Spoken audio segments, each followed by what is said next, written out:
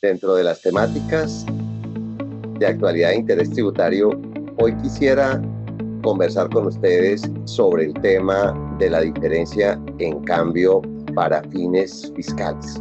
Como ustedes saben, la diferencia en cambio es uno de los temas más relevantes en materia de tributación y uno de los más interesantes. Cuando quiera que se realicen ingresos, costos o gastos en divisas, el valor en pesos para fines financieros y para fines fiscales se determina aplicando la tasa representativa del mercado vigente en la fecha de realización del correspondiente ingreso, costo o gasto. Cuando quiera que se trate de activos en divisas o pasivos en divisas, la situación tiene uno de los efectos más interesantes del régimen fiscal colombiano. Un activo en divisas, por ejemplo, una inversión en el exterior o una cuenta por cobrar en dólares o un pasivo en dólares, se reconoce inicialmente en pesos por el valor de la tasa representativa de la fecha de su reconocimiento inicial.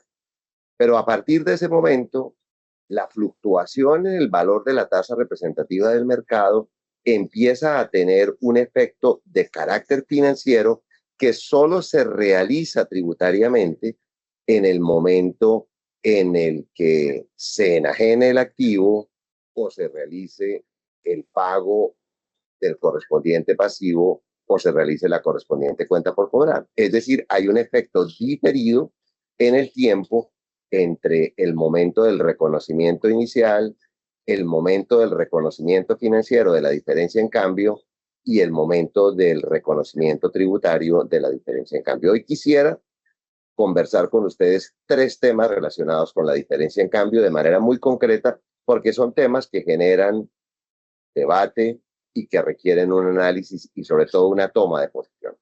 El primero es el que se refiere al tema del impuesto mínimo.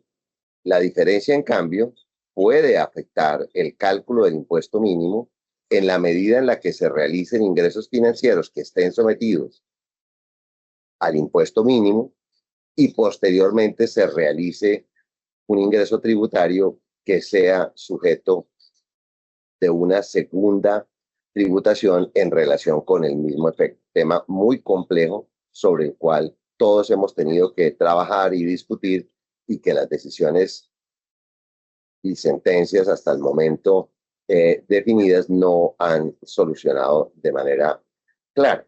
El segundo tema es el que tiene que ver con el tratamiento como renta autónoma o como renta equivalente derivada cuando quiera que se realicen ganancias ocasionales en la enajenación de activos en divisas. Por ejemplo, la enajenación de unas acciones por una inversión realizada en el exterior.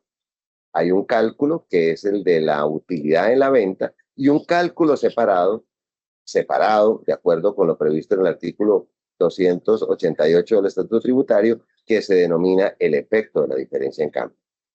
En este caso, la pregunta o el tema de discusión es si esa diferencia en cambio debe seguir la suerte del principal como ganancia ocasional o si debería tratarse como una renta autónoma, es decir, como una renta ordinaria.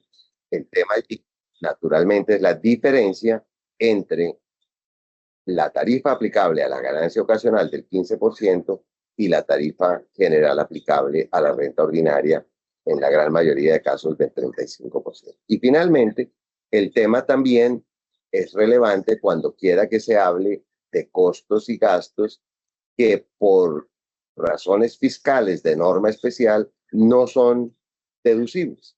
Y el análisis es fundamental para efectos de definir si la no deducibilidad, por ejemplo, de un interés no deducible, haría también que la diferencia en cambio fuera un gasto no deducible o si por el contrario el tratamiento de independencia entre el concepto principal, por ejemplo intereses, y el concepto accesorio de diferencia en cambio permitiera que aunque el interés fuera no deducible, sí fuera deducible la diferencia en cambio. De esta manera planteo para efectos de comentarios y discusiones el tema fiscal de la diferencia en cambio.